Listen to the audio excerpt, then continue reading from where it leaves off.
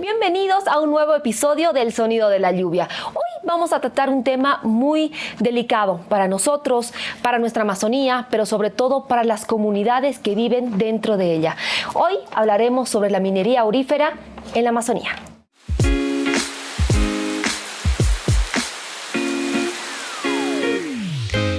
Bienvenidos al Sonido de la Lluvia, un podcast de Piensa Verde, donde la naturaleza nos habla y cada gota de agua nos cuenta una historia.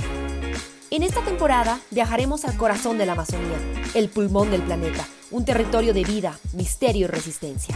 Expertos, influencers, periodistas, líderes de opinión, todos debatiendo sobre un mismo tema, porque entender la Amazonía es escuchar su sonido. Te invitamos a que sigas el podcast El Sonido de la Lluvia.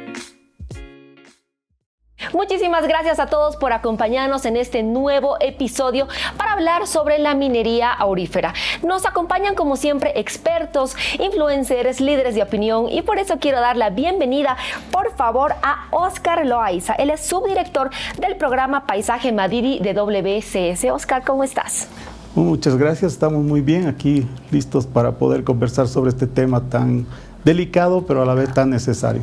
Muchísimas gracias, Oscarito, por acompañarnos, un muy buen amigo nuestro. Y bueno, también quiero presentar, él es muy amigo mío, es un queridísimo modelo y ex presentador de televisión. Nos acompaña también Alessandro Jiménez. Ale, gracias por acompañarnos en este nuevo proyecto de Piensa Verde. Vale, el gusto es mío estar aquí en este nuevo proyecto tuyo, tan bonito para hablar de estos temas tan necesarios de nuestra coyuntura en nuestro país, que mucha gente tal vez lo sabe a medias o prácticamente no lo sabe, y con un especialista de gran talla como tú, Oscar, que lo estábamos hablando ya tras cámaras, así que bueno, arrancamos. Exactamente, gracias Ale, gracias Oscar por acompañarnos, gracias Ale por ponerlo así, ¿no? Porque tiene que ser un lenguaje muy simple para que toda la ciudadanía, toda la población entienda estos temas que son delicados para nuestra salud misma, ¿no? Para nuestra salud humana, Oscar.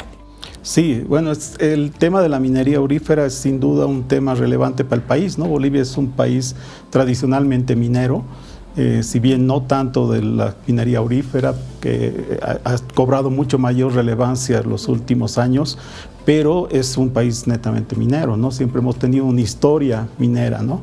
Y ya unos 15 años está la minería aurífera en un apogeo muy alto, promovida por los precios internacionales del oro, ¿no? Y también por las necesidades del país de generar divisas, ¿no? Entonces hay un escenario muy favorable para el desarrollo de la actividad, pero que a la vez genera una serie de impactos que van en perjuicio del medio ambiente y de la población, ¿no? Y de la población y las comunidades que viven dentro de estas áreas, ¿no? Sí. Bueno, ese es un tema, ¿no? Hay una afectación directa a comunidades, sobre todo indígenas, muy vulnerables, que ni siquiera tienen ninguna relación con la actividad minera, ¿no? Nunca han sido mineros, no son mineros, no tienen previsto ser mineros, como pueblos, por ejemplo, como los Cesejas, los Chimanes, ¿no? Los Tacanas, pero que están siendo afectados por los residuos que genera esta actividad minera y sobre todo lo que es el mercurio, ¿no? Perfecto. Gracias, Oscar. Yo quiero preguntarles a ambos, ¿no? Un experto, una persona como Ale, como yo, que no entendíamos sobre minería antes, sí, ¿no? Y ahora ya tenemos más conocimiento. ¿Qué es lo primero que piensan cuando escuchan minería aurífera en la Amazonía? Oscar.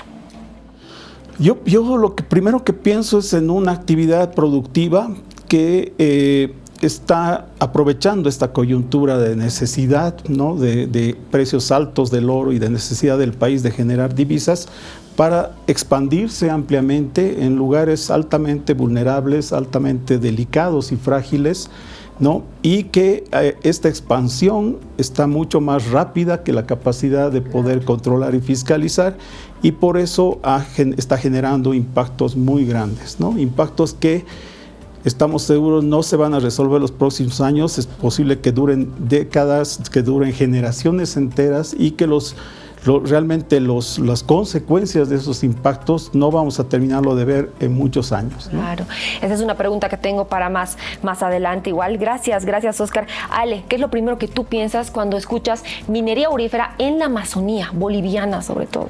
Mira, yo me he enterado de esto, la verdad, muy sinceramente, cuando daba noticias, entonces me puede empapar de esa manera, ¿no? De que había una explotación del oro en la Amazonía. Yo no sabía que todavía había oro en la Amazonía. La Amazonía la compartimos Bolivia, Perú, Brasil, creo que Venezuela. Bueno, entonces uno piensa que hasta en El Dorado y esa mitología, ¿no? de la colonia, y actualmente sigue habiendo oro ahí. Luego nos enteramos de la contaminación que tiene esta explotación del oro con el mercurio en nuestros ríos de la Amazonía. Entonces yo, Oscar, quisiera preguntarte, como tal vez muchos se preguntan, ¿de qué manera necesita la empresa minera para usar el mercurio y poder extraer el oro?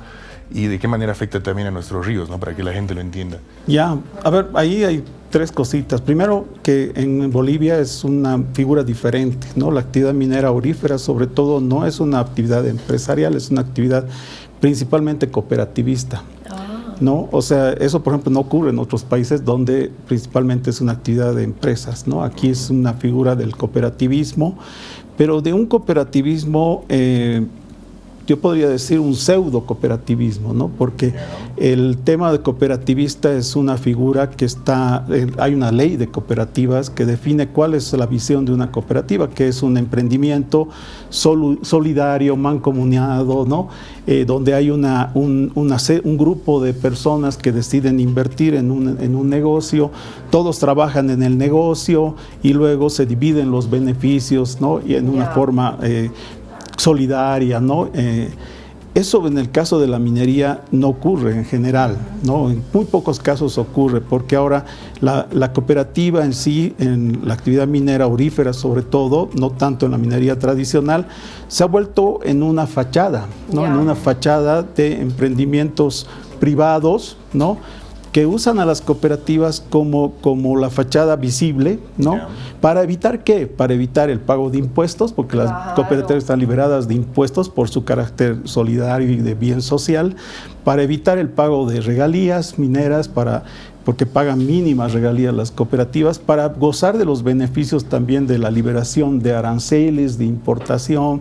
Entonces, una serie de opciones. Porque el mercurio lo importamos, ¿no, Oscar? Perdón que te interrumpa. Sí. Bueno, el mercurio, Bolivia ha estado importando mercurio los últimos años en forma creciente, ¿no?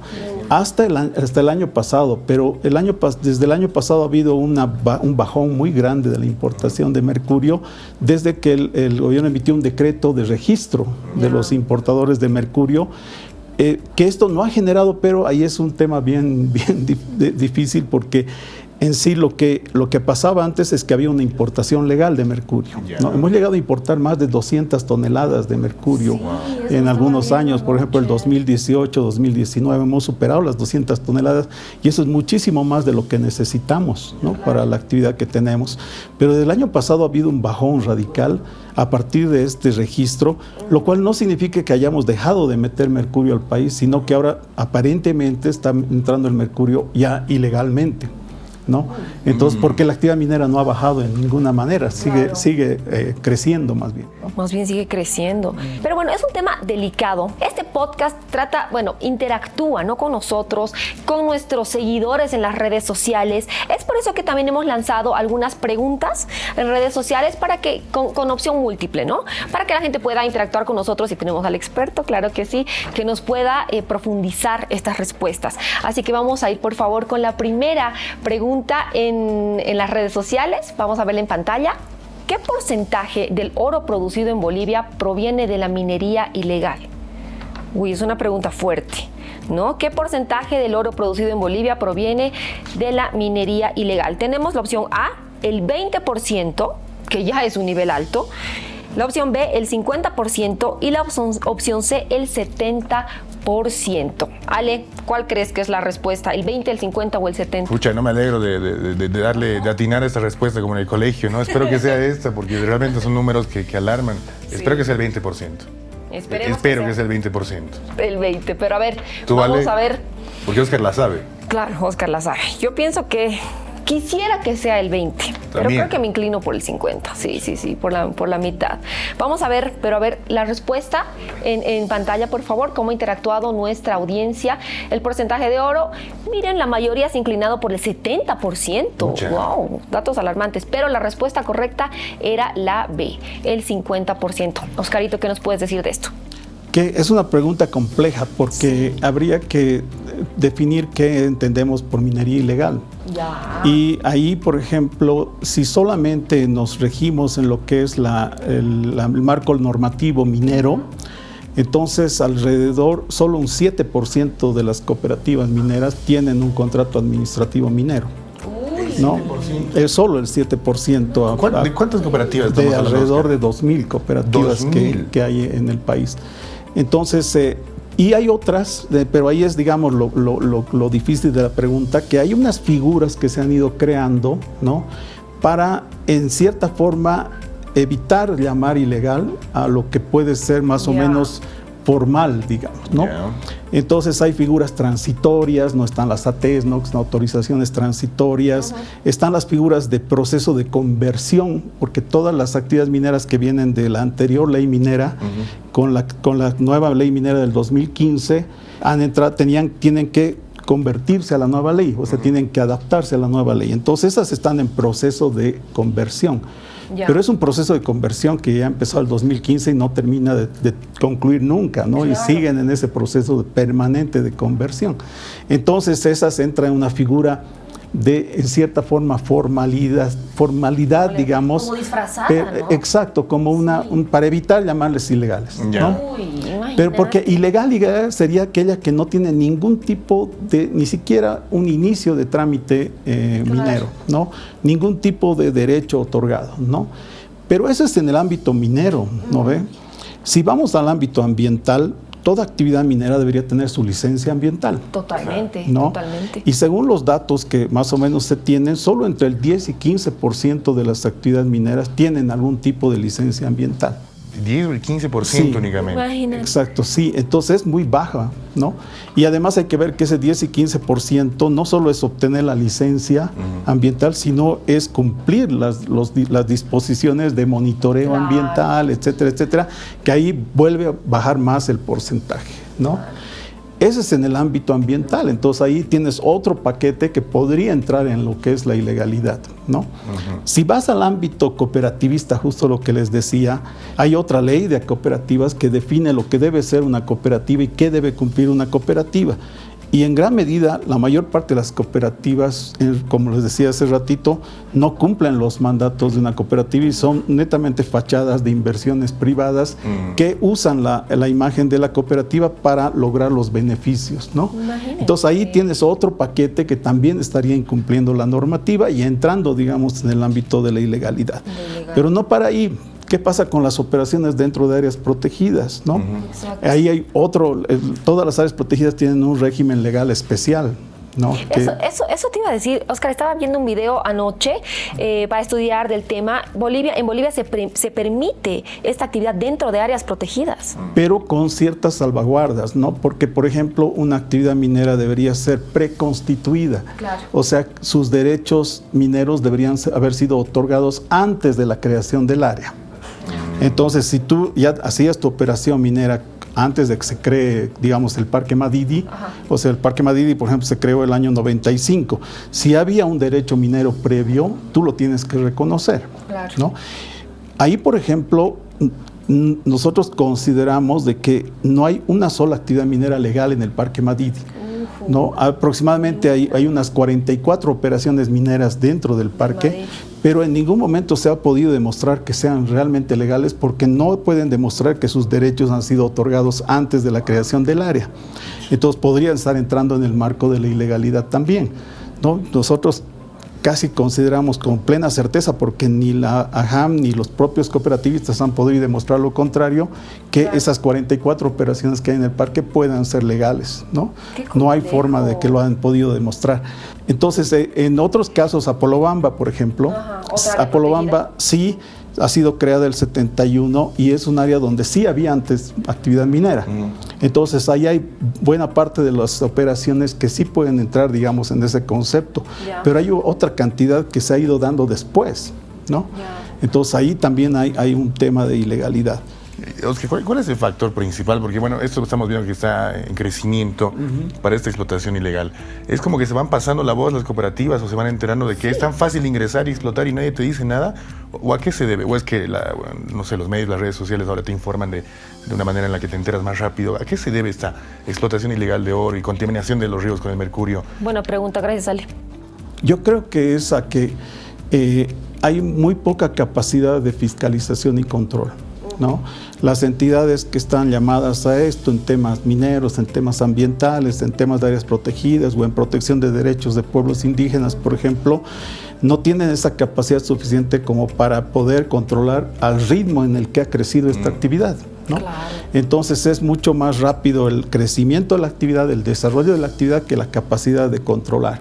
Yo creo que es ese desbalance que hace que la actividad crezca sin digamos, límites. Sin un freno, ¿no? Sin un freno Claro. que pueda darle, digamos, la normativa y la capacidad de fiscalización. Claro, claro. Gracias, Oscarito. Bueno, antes de pasar a la siguiente pregunta que hemos interactuado, como les digo, con nuestros seguidores en las redes sociales, quiero agradecer por favor a Laboratorios Bagó. Muchísimas gracias, Bagó, porque gracias a ellos estamos en este podcast, este espacio es gracias a ustedes y por supuesto a todos los socios que conforman la plataforma ambiental Piensa Verde. Ahora sí, vámonos a la segunda pregunta con la que hemos estado interactuando. Las preguntas las lanzamos días antes en nuestras redes sociales para que ustedes puedan responder y así acá en el podcast podamos resolver sus dudas. A ver, vamos con la preguntita, por favor. ¿Cuál es el principal contaminante usado en la minería aurífera que afecta a los ríos amazónicos? Tenemos la opción A, es el mercurio, la B es el plomo y la C, el arsénico. Bueno, creo que esa pregunta ya la hemos respondido con toda, Sí, ¿no? con toda la Hemos explicación estudiado. previa que hemos tenido. Oscarito, el principal contaminante es el mercurio y estamos hablando de contaminación no solamente a ríos, animales, a biodiversidad, sino también a personas, a las comunidades. Sí, bueno, sin duda es el mercurio porque es el elemento que se utiliza para capturar el oro, ¿no? En lo que se llama el proceso de amalgamación, Ya. ¿no? Que es una reacción química entre el mercurio y el oro que permite obtener, ¿no? Ese oro, pero no todo el oro, es un oro de determinada finura que ¿Como una capta el refinación? mercurio.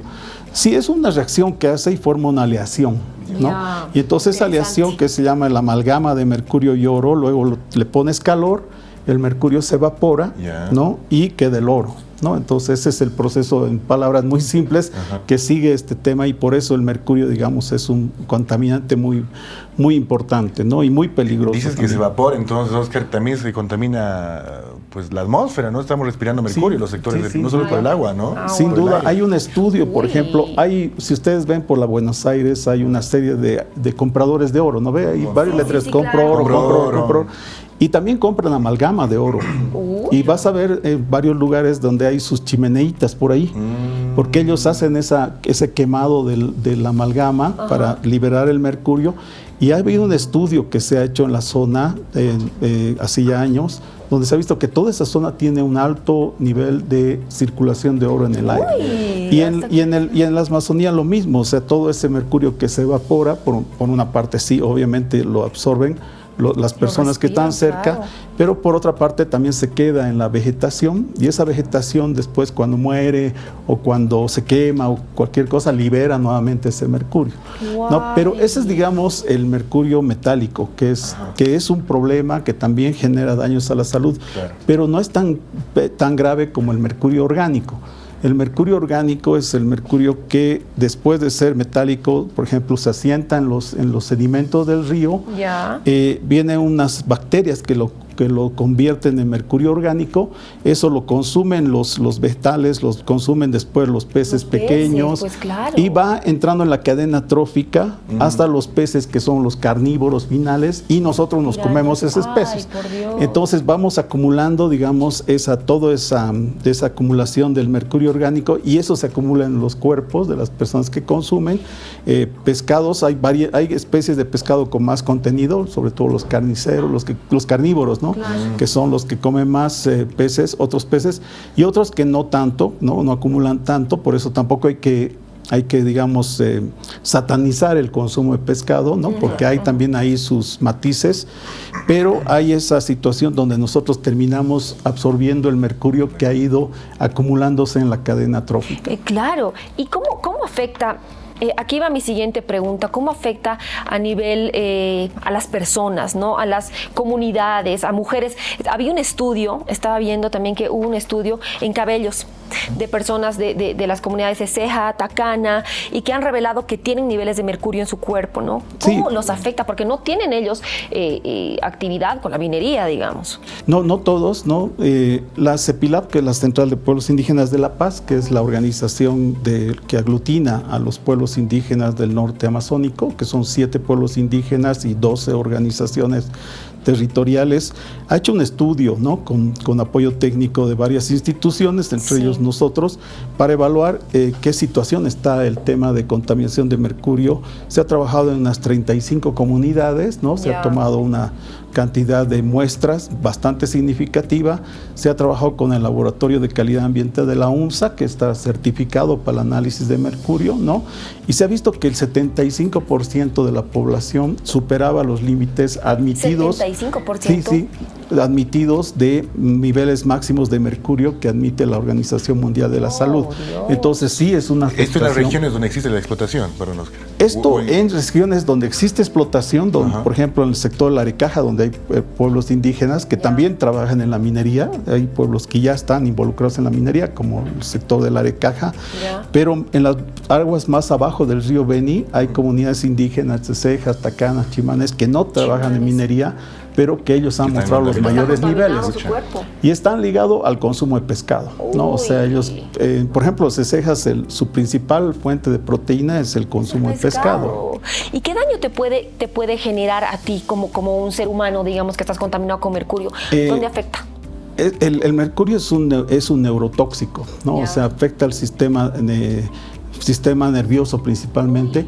Y el problema es que no es una contaminación que te afecte de inmediato, sino es una acumulación paulatina que al final te puede generar problemas mentales, problemas de movimiento, de coordinación, de pérdida de visión, de pérdida del oído, etcétera, etcétera. Una serie de consecuencias que en muchos casos puede la gente no identificarlo con el mercurio, ¿no? Simplemente verlo como que puede ser un dolor de cabeza. Exacto, o problemas ligados a otros temas, ¿no? Justo vi una película para acotar ahí, perdón que es un paréntesis, de Netflix que se llama Dark Waters, que es Aguas Oscuras. Justo hablan del problema del teflón en Estados Unidos, un químico que tiene PFO. Esto igual les va a servir de dato, entonces mejor si no usan sartenes con teflón, porque es un químico igual que se absorbía porque lo estamos cocinando, el huevo para que no resbale o las carnes, pero la gente en Estados Unidos lo comía, lo iba absorbiendo y tenían problemas luego, como tú dices, Oscar, y sobre todo en niños que estaban en etapa de gestación, en mujeres embarazadas, con malformaciones, pero aparece un granjero que busca un abogado, demanda, y bueno, tardan como 15 años en hacer la demanda y ganan como $600 millones en demandas a todas las familias que se han visto afectadas en esta región donde era la fábrica. Claro. Algo así suena también eso, vean la película y les va a sonar lo que estamos charlando. ¿Qué se llama la película, Ale? Aguas Negras se llama. Aguas Negras. Dark Waters, pongan en Netflix, les va a salir en español y es con un actor. Es parecido, ¿no? O sea, y es verídico, sí. O sea, estamos como que dirigiéndonos a eso. O sea, el riesgo, digamos, para que también la gente no se asuste, el riesgo, digamos, del consumo de pescado ocasional, que es lo que normalmente la población paseña hace, es muy bajo, ¿no? Entonces tampoco es, digamos, como decía, satanizar el pescado. El problema de los cejas es que es su comida diaria. Claro, de todos los días. Su comida diaria y entonces ahí la acumulación se ha hecho mucho más evidente, ¿no? En los chimanes, los tacanas aparte también. Los niños y mujeres embarazadas. Exacto. El mercurio también tiene esa particularidad que se transmite a través de la placenta madre, y todo eso al niño. Entonces ese niño ya nace en muchos casos con problemas de retardo, de problemas de aprendizaje, de coordinación, de una serie de problemas que se están viendo ya en comunidades indígenas, ¿no? Y que están cada vez mucho más fuertes, ¿no? También. Qué pena. Pero, Oscar, a ver, para no quedarnos con un mal sabor de boca también, ¿no? Que todo es una pena, la Buenos Aires lleno de mercurio, el pescado. ¿Qué planes de contingencia están pensando ustedes? Como Oscar? WCS, sí, claro, o como Gitor. Bueno, este tema del estudio que se hizo con CEPILAP, que ha permitido realmente con verificar esta contaminación por mercurio, ha permitido presentar una demanda legal a CEPILAB, una acción popular, ¿no? Ante el juez en Rurrenabaque, y ha ganado la acción popular. Entonces ya hay una determinación de un juez que ahorita ya está en revisión del Tribunal Constitucional en Sucre, pero mientras el tribunal no diga lo contrario, esta es una disposición vigente, ¿no? Y esa disposición ya da una serie de mandatos a las diferentes instancias públicas. Por ejemplo, a la JAM le prohíbe otorgar nuevos derechos, le da el mandato de parar las actividades ilegales, al Ministerio de Medio Ambiente le da el mandato de controlar si ya tiene licencia ambiental o no las actividades, al Ministerio de Salud también le da mandatos de ir a ver el tema de salud de las poblaciones. Entonces hay ya una disposición legal en el máximo nivel, que es una acción popular que es constitucional, ¿no? Para poder frenar esto, ¿no? El desafío ahorita es que esto se cumpla. Eso te iba a decir, hablemos el desafío de los desafíos. Es entonces ya pasó un año, más de un año, porque se emitió en septiembre del 2023, ¿no? Y estamos ya casi un año y medio desde su resolución. Y el año pasado CEPILAB ha hecho una evaluación del nivel de cumplimiento, ¿no? Y ha visto de que el cumplimiento es prácticamente nulo, ¿no? Y a partir de eso ha presentado nuevamente al juez como una exigencia de cumplimiento, decirle, bueno, señor juez, usted ha dado ya hace un año este mandato y hasta ahora no vemos respuestas de ninguna de las instancias, entonces, ¿qué podemos hacer, no? Y entonces el juez ha pedido, ¿no?, informes a las instancias de este cumplimiento, y todavía se está en ese proceso para ver qué más se puede hacer, ¿no? Pero hay, digamos, por lo menos ese antecedente, ¿no? Por lo menos, sí. Y el otro tema que estamos trabajando muy fuerte es en poder trabajar el nivel realmente de contaminación de los peces, porque ustedes saben, hay una variedad tenemos centenares de fauna, especies, ¿no? Y no hay mucha información sobre la mayoría de estos peces, ¿no? Hay más información sobre los más comerciales, ¿no? El pacú, el surubí, ¿no? Pero cuando una ceja va a pescar, ¿no? Agarra la pesca y los más lindos, los más comerciales los vende, ¿no? Claro. Y normalmente las especies que no son tan comerciales, esas son las que se lo comen, ¿no? Y de esas son donde menos información hay sobre cuán contaminado están, ¿no? Entonces eso estamos trabajando para poder tener una base más amplia de conocimiento sobre la situación y poder de esa forma dar mejores orientaciones a las comunidades sobre qué especies se pueden consumir y en qué niveles, ¿no? Perfecto. Perfecto, Óscar. Bueno, estamos llegando al final, no puedo creer. Muy rápido. Qué rápido que ha pasado. Pero agradecerles a ambos, muchísimas gracias, Óscar, por todo tu conocimiento, por todo lo que nos has transmitido. Ale también, muchas gracias. Has estudiado, ¿no? Has hecho la tarea. He hecho mi tarea, creo que sí, ¿no, Óscar? Sí, muy bien. Muy interesante. Bueno, despedirme, muchas gracias a ambos. Óscar, tal vez algún mensaje final. Bueno, o sea, yo creo que es importante que en nuestro país reconozcamos la importancia de la actividad minera como un sector generador de empleo y de ingresos para el país, pero en esa misma magnitud también reconozcamos la necesidad de poder reducir los impactos que está generando, ¿no? Porque esto no solo va a ser una afectación a la generación actual, sino va a ser mucho mayor a las próximas generaciones, ¿no? Entonces, creo que el país es necesario que pueda realmente revisar la situación, ¿no? Que podamos entre todos contribuir a esto y volver a repensar cómo queremos una minería, ¿no? ¿Queremos seguir con lo mismo o queremos realmente una minería que tenga mejores prácticas, que tenga menos impactos, que sea mucho más eficiente y que genere incluso más recursos para el país, ¿no? Entonces eso creo que es importante. Gracias, Óscar, importantísima tu intervención. Y Ale, un mensaje final. Nada, a ver, que vean esta película que les digo, porque a veces nosotros como que somos flojitos, no leemos, no investigamos, y un domingo en la cama como que nos entra mejor la información. Creo que es muy parecido a lo que está pasando en Bolivia. Se llama Dark Waters en Netflix. Parece que yo le hubiera hecho la película, pero no, véanla y véanla con la familia porque es verídico y tal vez lastimosamente a eso nos estamos dirigiendo, ¿no? Y si no hay una voz que se queje, una fuerza que reclame, que exija los derechos de todo esto que estamos hablando, no va a haber un cambio como en todo, ¿no? O sea, guagua que no llora, no mama, se dice popularmente. Entonces tenemos que hacer eso. Y Oscar, yo te agradezco mucho esta labor, esta información que nos has dado. Nos estamos desasnando, creo, todos aquí, los que nos están siguiendo. Todos están así y atrás atentísimos, también. ¿no? Detrás de cámaras. Y a vos, Vale, por este espacio tan bonito que se llama El Sonido de la Lluvia, que a veces yo me pongo como ruido blanco para dormir, el sonido de la lluvia, así que genial. Gracias a ambos y muchas gracias a todos ustedes por seguirnos en las redes sociales. Estén atentos que estamos lanzando preguntas para los próximos programas, para los próximos temas. Muchísimas gracias por seguirnos. Ya saben, compartan si les gusta este podcast. Agradecer nuevamente a Laboratorios Vago y a todos los socios que conforman la plataforma ambiental Piensa Verde. Gracias y hasta el próximo capítulo. Chao, gracias.